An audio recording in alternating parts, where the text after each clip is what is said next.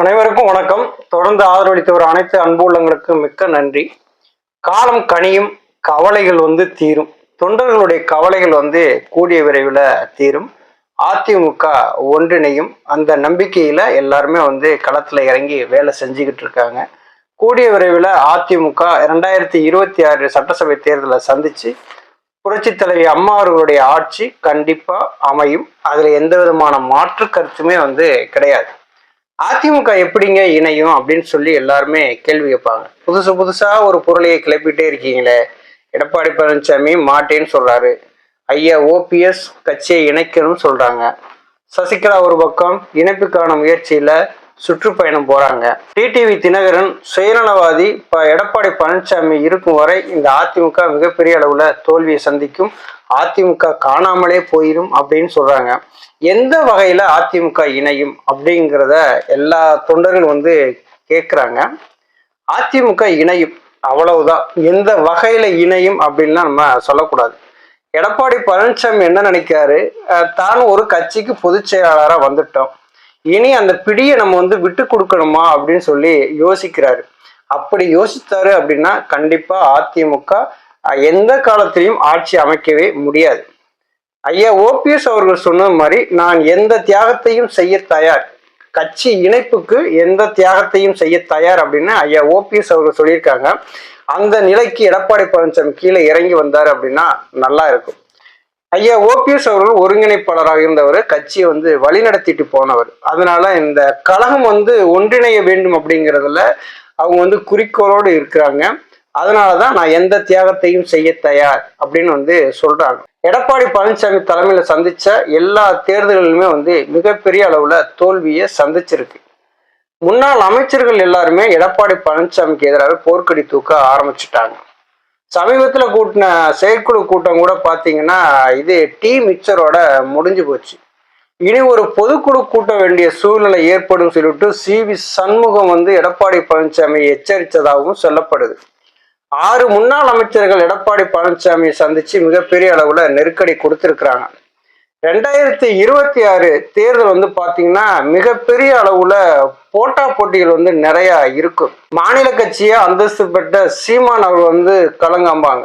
புதுசா நடிகர் விஜய் அவர்கள் தமிழக வெற்றி கழகம்ங்கிறது உருவாயிருக்கு. ஒரு வலுவான கூட்டணியோடு திமுக இருக்குது. அதிமுக 4 பிளவா பிரிந்து கிடக்குது. 4 பிளவா பிரிந்து இருக்கும்போது பாத்தீங்கன்னா எந்த விதத்திலையும் ஆட்சி அமைக்க முடியாத ஒரு சூழ்நிலை தான் ஏற்படுது.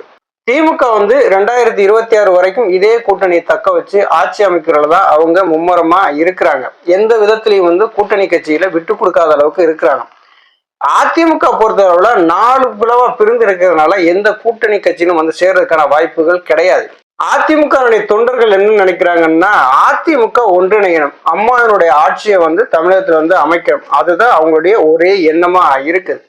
மூத்த நிர்வாகிகள்லாம் என்ன யோசிக்கிறாங்க அப்படின்னா நம்ம எம்எல்ஏ ஆகணும், அதுக்கடுத்து மந்திரி ஆகணும், அதுக்கடுத்து அதிகாரத்துல நம்ம இருக்கணும் அப்படின்னா அதிமுக ஒன்றிணையணும் அப்படிங்கிறது தான் அவங்க மனநிலையாகவும் இருக்கு. என்னத்தை தான் எடப்பாடி பழனிசாமி இரட்டை இலை சின்னத்தை தூக்கிட்டு போனாலும் அந்த இரட்டை இலை சின்னத்துக்குன்னு ஒரு வாக்கு சதவீதம் இருக்கு. ஒரு 5 to 6% வாக்கு இருக்கு. அது மட்டும்தான் விழுமே தவிர வெற்றி பெறுவதற்கான வாய்ப்புகள் கிடையாது. 2021 சட்டசபை தேர்தலே பாத்தீங்கன்னா அதிமுகவை ஆட்சி அமைக்க விடாம தடுத்ததே அமமுக தான்.